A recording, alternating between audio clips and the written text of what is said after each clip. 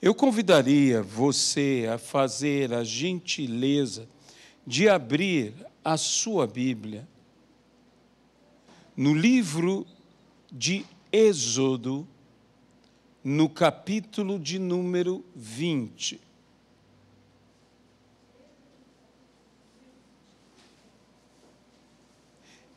Versículo 1,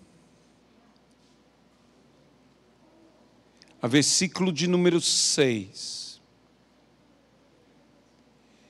Eu sou o Senhor teu Deus, que te tirei da terra do Egito, da casa de servidão.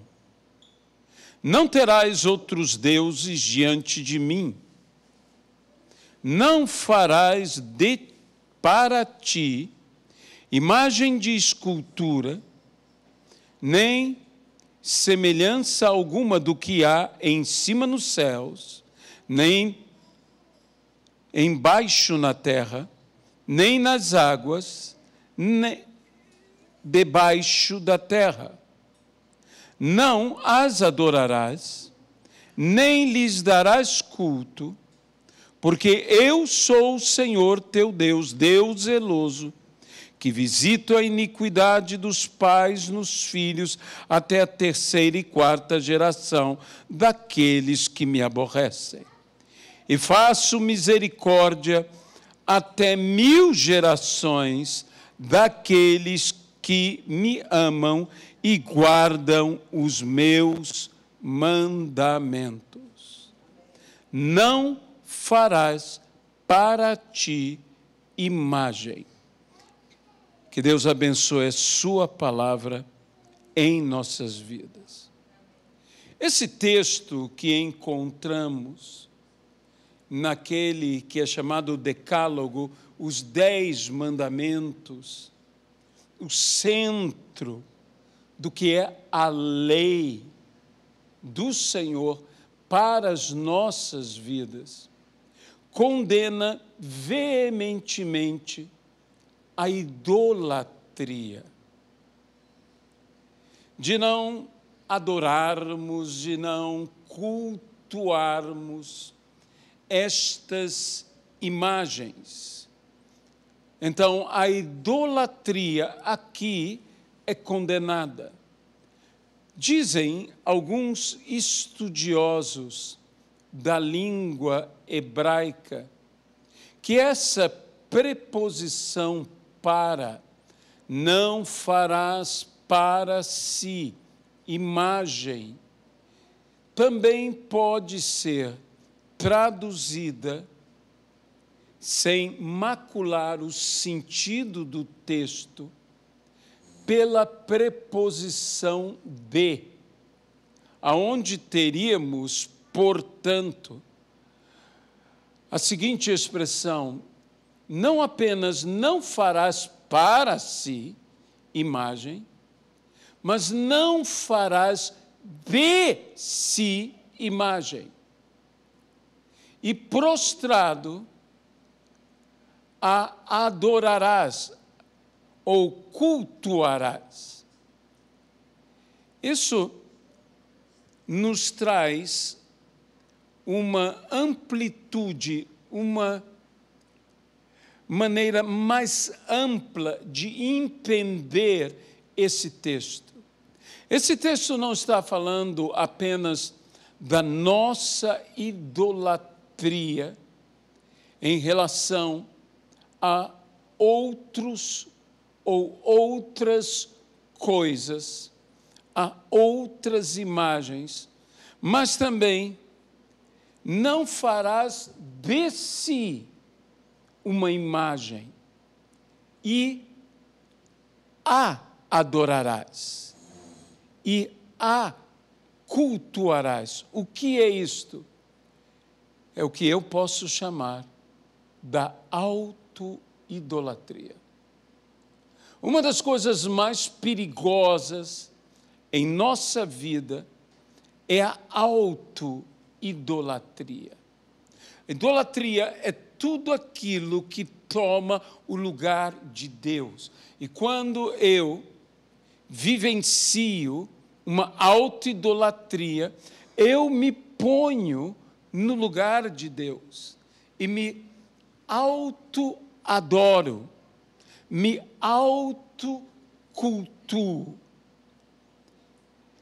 Em dias como os nossos, que a imagem se tornou algo tão importante nos meios de comunicação, nas redes sociais, existe um verdadeiro desespero de certas pessoas pela sua imagem. Existem pessoas tão ambiciosas quanto a sua imagem, que imagem elas estão transmitindo, e até mesmo, como eu disse, existe um desespero, mal envelhecem ou começam a envelhecer, algumas pessoas quase que enlouquecem pelo fato de estarem envelhecendo, não aceitando o seu envelhecimento, a sua autoimagem, dizem eles. O que será isso da minha imagem? E também criamos uma imagem, às vezes uma falsa imagem, muitas vezes até mesmo, e por favor, não estou querendo falar de A, B ou C, mas muitas vezes até mesmo no púlpito, o que nós criamos uma imagem, nós criamos um personagem. Há alguns pregadores que, quando tomam um púlpito, não são mais eles, são verdadeiros personagens, que eles, então, assumem aquele personagem, que eles ministram através daquele personagem. Alguns chamam isso de técnica. E não quero condenar nem aprovar tal coisa, porque é algo muito mais sério que eu desejo falar, que é justamente isso, a auto-idolatria. Às vezes, como evangélicos, estamos rejeitando veementemente qualquer tipo de idolatria. Mas, por vezes, não percebemos que nós entramos num processo de nos auto-idolatrarmos. A própria palavra do Senhor nos fala, e disse o profeta Samuel, dizendo que a obstinação era o pecado de idolatria e que a rebelião é o pecado de feitiçaria. Onde há obstinação, logo haverá uma rebelião. E onde há uma idolatria, logo haverá uma feitiçaria. E quando nós entramos nesses dois processos, nesse processo ou de obstinação ou de rebelião, nós estamos entrando num processo tanto de idolatria quanto de feitiçaria. Ou seja, eu não preciso literalmente ter um pacto demoníaco para estar praticando a feitiçaria. Eu já, numa postura de rebelião, eu estou praticando a feitiçaria. E se o poder da feitiçaria está no pacto demoníaco, eu diria que a rebelião já me leva a um pacto demoníaco, pois ela é feitiçaria. E a obstinação, e como há entre nós aqueles que são obstinados, já me leva a uma idolatria. A idolatria pelo quê? Pelo o que eu sou obstinado. Já estou eu praticando a própria idolatria. E essa idolatria, muitas vezes, se aplica à própria pessoa que é obstinada. Essa pessoa que está obstinada E que, veja bem, eu não estou dizendo que nós não tenhamos que ter posições firmes, que nós não tenhamos que ter até mesmo indignação com as coisas que estão erradas, mas eu estou falando daquela obstinação onde eu não me quebranto, aquela obstinação onde eu chego a uma postura que eu sou inerrante, que eu jamais falho, que eu jamais erro, que eu jamais cometo uma falta qualquer. Quando eu ando por este caminho, eu estou andando pelo caminho da soberba, no caminho do orgulho, o caminho da vaidade. E o caminho da soberba, o caminho do orgulho, o caminho da vaidade, são estes caminhos que nos levam a idolatrarmos a nós mesmos. Quando nós fazemos uma imagem de nós mesmos, do que há na terra, do que há no céu, do que há nas águas, quando nós estamos fazendo uma imagem de nós próprios, quando nós estamos, de fato, com a nossa própria pessoa no centro de todas as coisas e removemos o lugar que deveria ser de Deus e nos colocamos no lugar de Deus em relação a nós próprios, nos idolatrando a nós mesmos. Sabe, tantas vezes eu ouço palavras como a diabolização ou a luciferação, e nós gostamos, às vezes, no meio da igreja, de falar dessas coisas e de dizer, e que de fato são coisas preocupantes, são coisas graves. Mas eu vou dizer a você uma coisa: quando eu entro num processo de autoidolatria, eu estou muito mais num processo de luciferação do que qualquer outro. Por quê? Qual era o erro e qual foi o erro e o pecado de Lúcifer, que o fez ser Satanás, que o tornou o diabo? Qual foi este pecado? Foi o pecado da soberba, da autoidolatria. Ele se autoidolatrou. E do que ele teve orgulho, do que ele se envaideceu, no que ele se tornou soberbo, de sua própria luz, de algo que foi lhe dado por Deus, que os fez cheio de luz, cheio de glória. E ele então, ele se tornou soberbo de algo que Deus lhe deu. Ele não guardou o seu estado original. Ele não guardou esse estado original. E você dirá, mas, pastor, o que tem isso a ver conosco? Eu quero lembrar claramente a você de uma repreensão feita a todos nós pelas Escrituras, por Jesus Cristo, que disse: se a luz que há em ti forem trevas, que grandes trevas serão. Meu irmão, há várias maneiras de podermos interpretar este texto extraordinário, mas eu quero trazer uma faceta deste texto, a luz que havia em Lúcifer. Eram trevas, e que grandes trevas foram.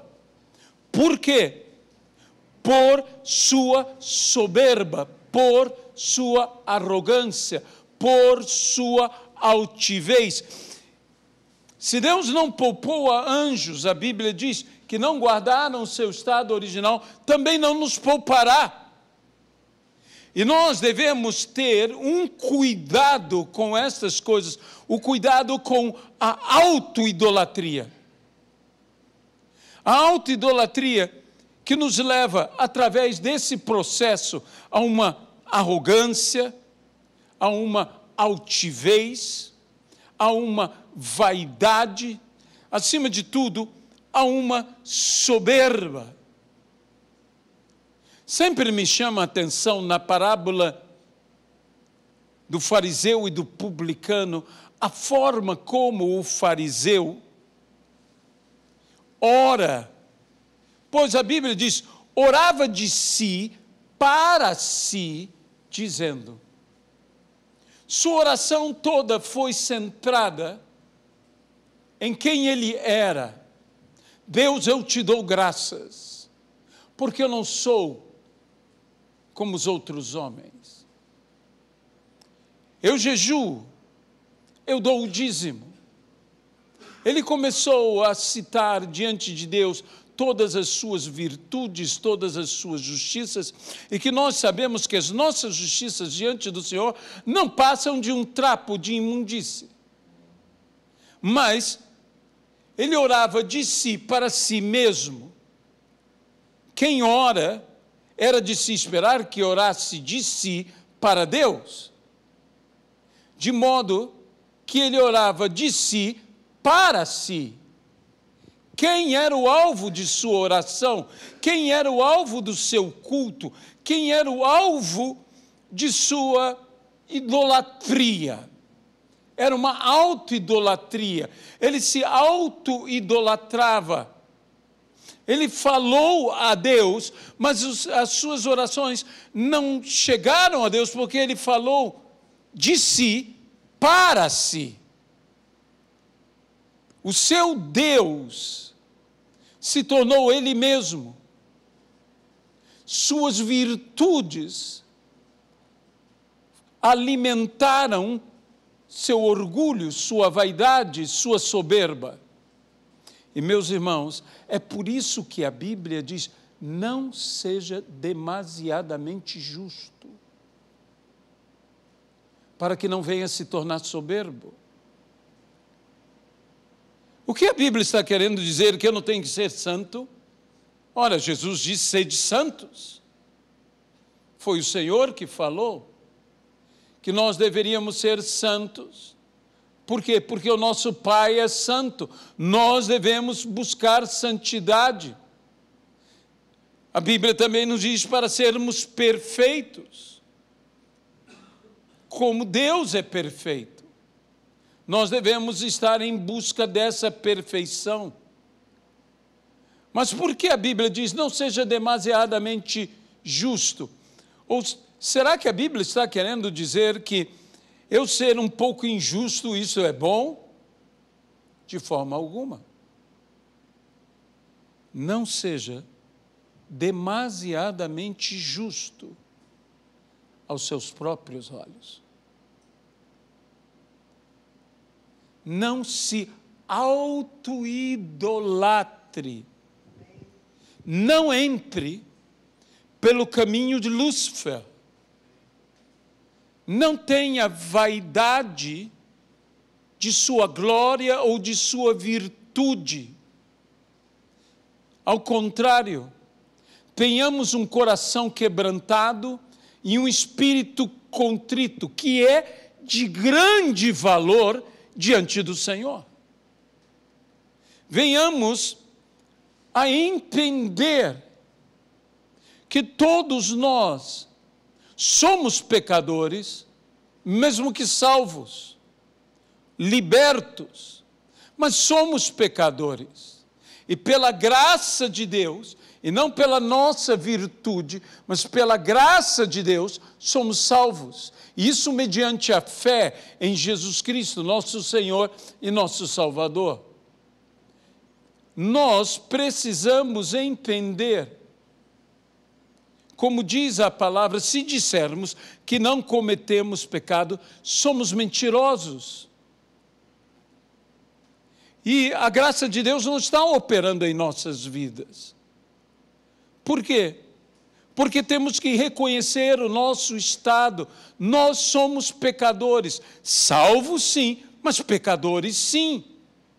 E se cometermos pecado, temos advogado fiel e justo diante de Deus, Jesus Cristo. E sabemos que o sangue de Jesus Cristo não apenas nos purifica de todo pecado, nos perdoa de todo pecado, mas nos purifica de toda a injustiça. Que perigo é a autoidolatria! Como nós precisamos ser humildes, precisamos ser quebrantados e contritos. Precisamos considerar os outros como superiores a nós mesmos. E mesmo que haja em nós qualquer grandeza, devemos seguir o exemplo de Jesus que diz: eu, porém, sirvo. Nós também devemos servir, e servir uns aos outros. Sermos pessoas que não permitem que o seu ego assuma, mas como verdadeiros seguidores de Jesus, nos negarmos a nós mesmos, tomarmos diariamente a nossa cruz e então segui-lo. Eu não posso seguir a Jesus se primeiramente eu não me negar a mim mesmo. Se em segundo lugar eu não tomar diariamente a minha cruz. E em terceiro lugar, se eu não efetivamente segui-lo. Eu preciso fazer essas três coisas para ser, de fato, um seguidor de Jesus Cristo. Disse eu há alguns dias, e eu quero retornar a afirmar isso, o próprio Jesus, que nos deu exemplo e se humilhou a si mesmo, assumindo a forma de homem e morrendo, sofrendo e morrendo na cruz do Calvário. Ele se esvaziou de si mesmo e, como eu tenho dito, ninguém pode fazer a obra do Senhor se estiver cheio de si mesmo. E às vezes essa autoidolatria, o que ela me leva a eu estar cheio de mim mesmo. Eu tenho que me autoesvaziar. Eu tenho que negar-me a mim mesmo. Isso é essencial em minha vida, em tua vida, para de fato não apenas não fazermos imagens para nós, ídolos para nós, e prostrado os adorarmos, mas nós próprios não fazermos de nós os ídolos que adoramos. Não sermos nós um ídolo. Igualmente, o grande perigo que há nos ministérios, nas igrejas, quando idolatramos as lideranças. Ninguém pode tomar o lugar do Senhor. Todos nós somos servos e conservos uns dos outros. Em dias que a igreja busca uma excelência, às vezes na busca da excelência, nós, em vez de sermos o que a igreja é, biblicamente, a igreja é um corpo. A igreja é corpórea. A igreja não é corporativa. A igreja não é uma corporação. A igreja não é uma corporação. Ela não pode ser governada, gerida como uma corporação. Ela é um corpo. E a forma de se governar a igreja de Cristo é como quem governa a própria casa. Pois a Bíblia mesmo diz: como alguém que não governa bem a sua casa, governará bem a igreja de Cristo. Essa é a maneira como nós somos uma família, nós somos um corpo vivo, cujo o cabeça e a cabeça é Cristo. Eu não posso ser o cabeça e a cabeça. Nós falamos às vezes sobre isso, cobertura, sobre autoridade, sobre estas coisas, mas muitas vezes nós nos auto-idolatramos ou idolatramos homens, líderes. Líderes são admiráveis, mas não torne sua admiração numa idolatria. Isso terminará mal. Será ruim para o líder, será igualmente ruim para os liderados. Um só é o nosso Senhor. Um só é o nosso Deus. Uma das maneiras de se traduzir: ouve, ó Israel, o teu Deus é um. Não há lugar para outro, não há lugar para mais nenhum. Ele se revela a nós e nós devemos adorá-lo e saber quem é o nosso Deus. Deixe-me abrir aqui. Muito mais prejudicial para este mundo é a postura errada da igreja do que todos os pecados do mundo juntos.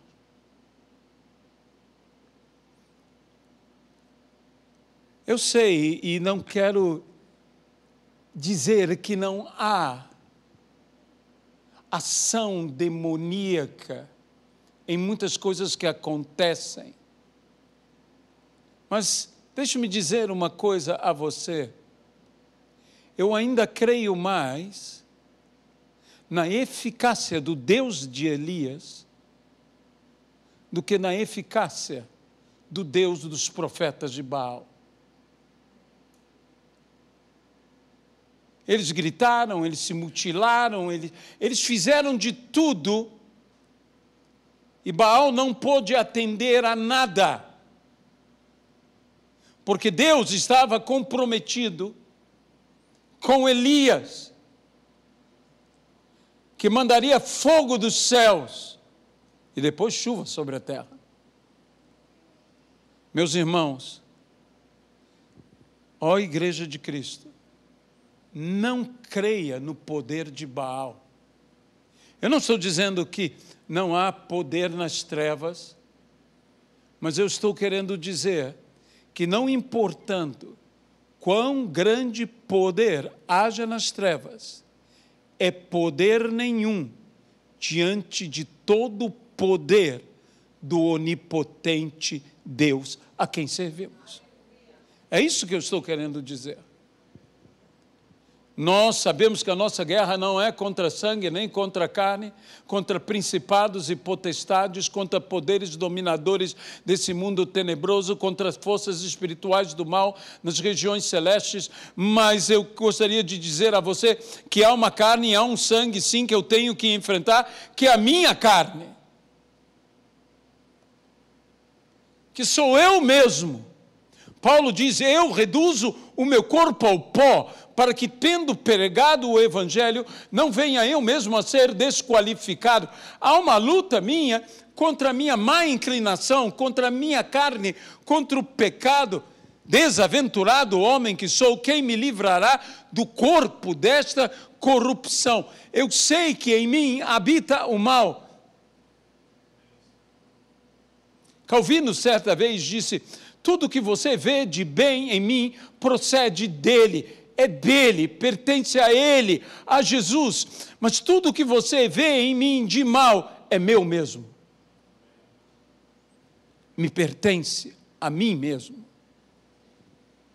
Ele disse isso de uma forma muito mais elegante, muito mais bonita do que eu estou dizendo, mas eu estou, digamos, traduzindo o que Calvino disse de forma majestosa. Nós temos que realmente enfrentar isso, que por vezes, meus irmãos, nós entramos num caminho de pensar que somos bons demais. Bom é um só, disse Jesus. É o Pai. Não me chame de bom. Bom é um só. É o Pai. E que nós precisamos, de fato, nos posicionar e posicionar corretamente, não fazendo de nós mesmos uma imagem, cultuando essa imagem, cultuando e idolatrando essa imagem.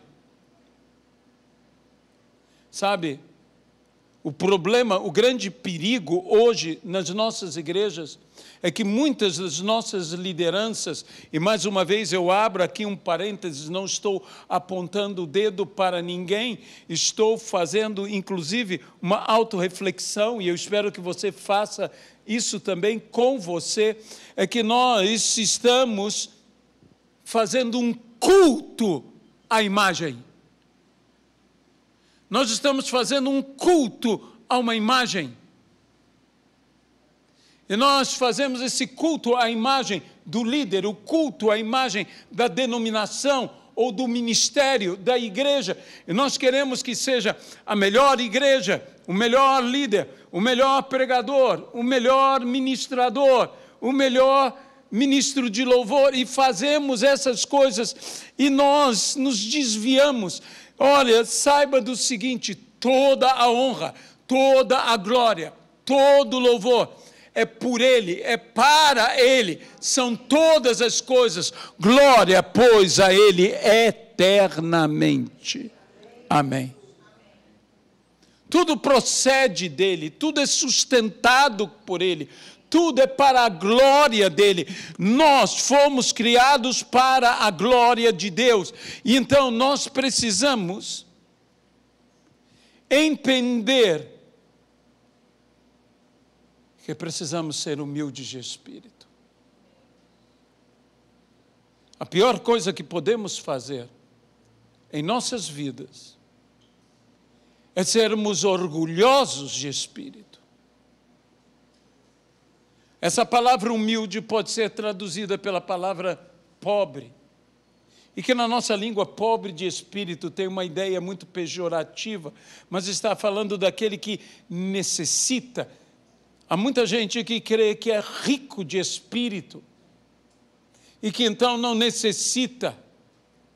Mas nós temos que aprender com o salmista: eu sou pobre e necessitado, mas o Senhor cuida de mim.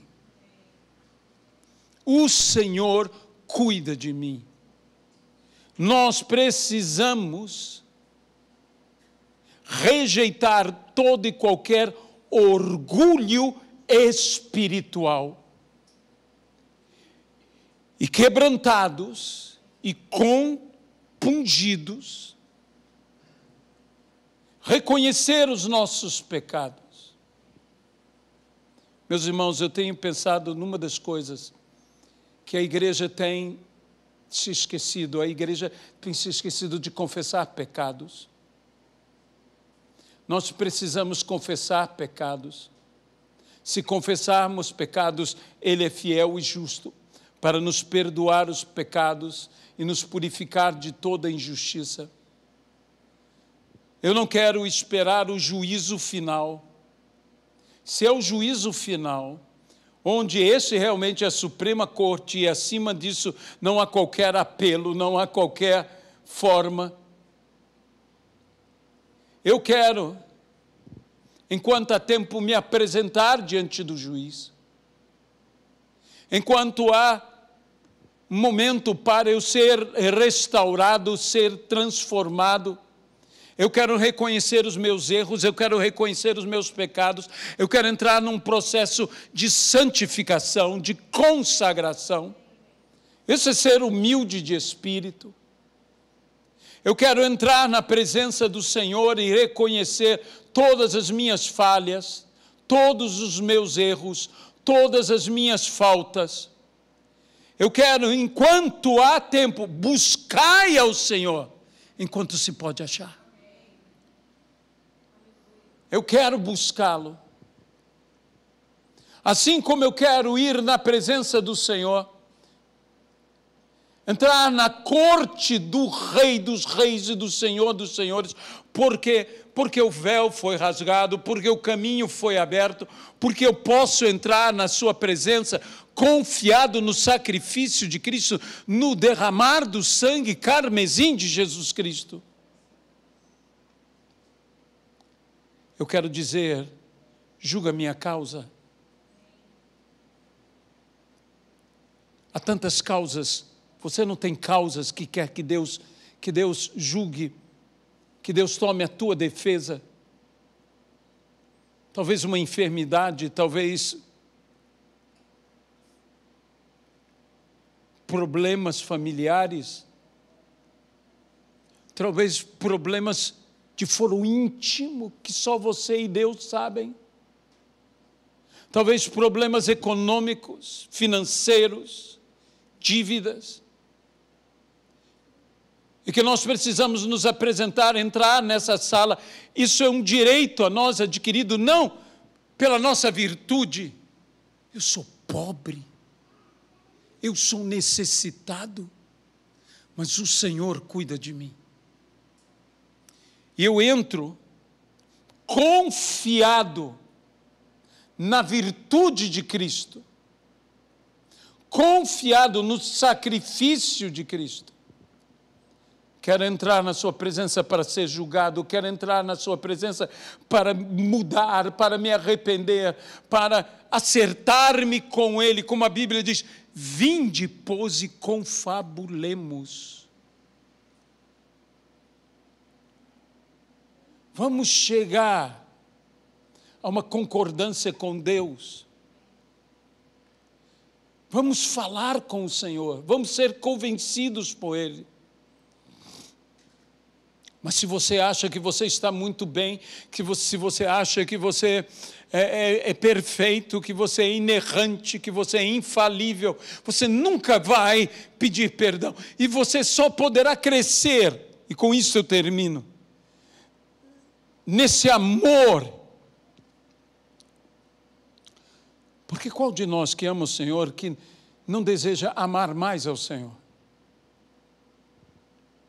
E Jesus, de certa feita, disse, quem ama mais? A resposta foi, quem mais é perdoado. Confissão de pecados e perdão de pecados fazem com que, reconhecendo em gratidão que eu fui perdoado pela graça, sem mérito pessoal, mas nos méritos de Cristo, que eu seja mais grato e dessa forma que eu ame mais aquele que me perdoa. Não existe um caminho tão maravilhoso como o caminho do amor, o caminho sobremodo excelente. E para que eu trilhe este caminho, eu preciso não permitir a autoidolatria em minha vida. Eu preciso não ceder à obstinação, que é a idolatria, nem à rebelião, que é a feitiçaria. Eu preciso me quebrantar na presença do Senhor, pois todo aquele que se humilhar será exaltado, e todo aquele que se exaltar será humilhado. Porque a soberba precede a queda. No muito confiar, e no confiar em si mesmo, ao descuidar. Por isso, a nossa confiança não está em nós. A nossa confiança está no Senhor. Amém?